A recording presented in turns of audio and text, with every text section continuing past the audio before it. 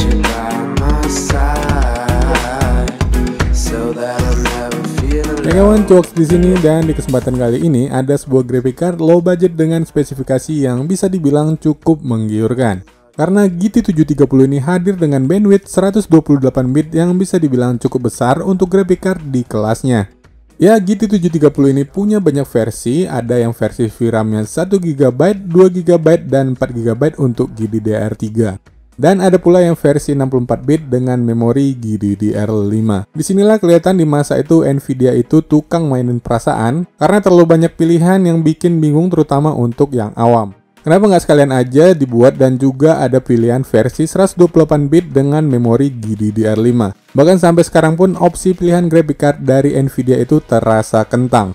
Lalu TDP-nya masih terbilang kecil, tetapi kalau dibandingkan dengan GT1030 yang sebelumnya hanya punya TDP 30 watt, tetapi untuk urusan temperatur, GT730 ini jauh lebih unggul walau hanya dengan kecepatan fan 50%. Nampaknya sistem pendinginan pun cukup berperan besar di sini. GT730 ini dibekali dengan single fan yang dipasangkan dengan sebuah heatsink tebal yang menyelimuti seluruh area dari GPU. Dan walau GT730 ini adalah graphic card yang dirilis di pertengahan tahun 2014, desain yang dimiliki oleh GT730 Pixel View ini punya desain yang nggak jelek-jelek amat. Build quality-nya pun cukup rapi yang terlihat di PCB yang berwarna biru Tosca.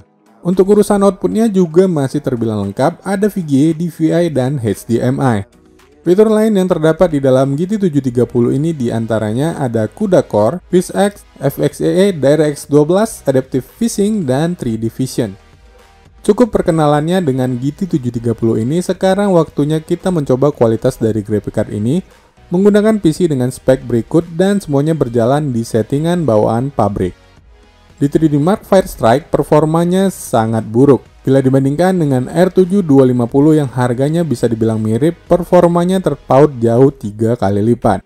Begitu pula di Dota 2 dengan setting medium 1080p, GT730 ini hanya mampu meraih FPS tertinggi di 61 fps.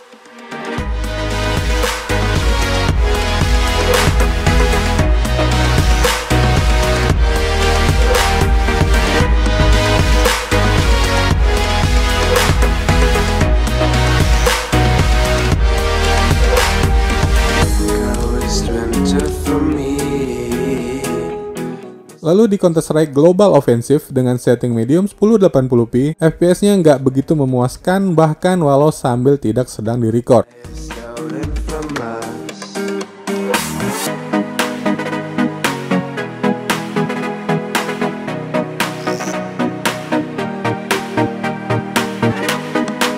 Di GTA 5 dengan setting normal, memang GT730 ini bisa mencapai 103 fps, tetapi sayangnya performanya tidak begitu stabil dan hanya bisa duduk manis dengan rata-rata 28 fps.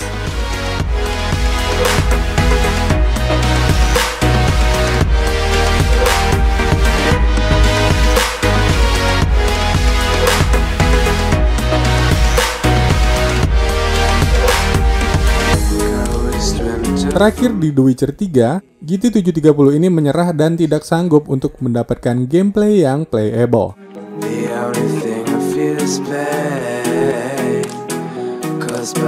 Nah, yang aneh di sini untuk aktivitas editing video di Vegas Pro 14, GT730 ini bisa mencapai waktu 14 menit 51 detik yang hanya terpaut tipis dengan GT1030 yang mencapai waktu 14 menit 29 detik untuk render video 720p 5 menit. Disinilah mungkin bandwidth dari memori itu berbicara, walau GT730 ini clocknya terpaut jauh dengan GT1030.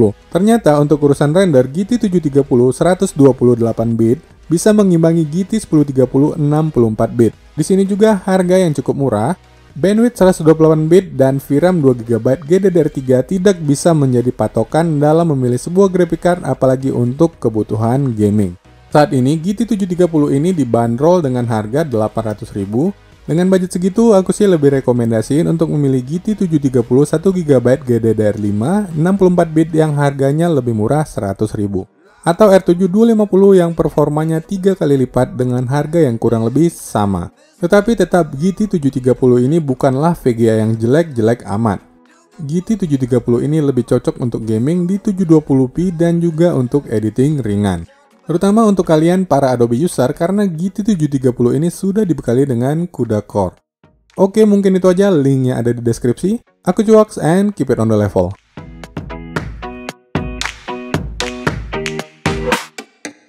I want you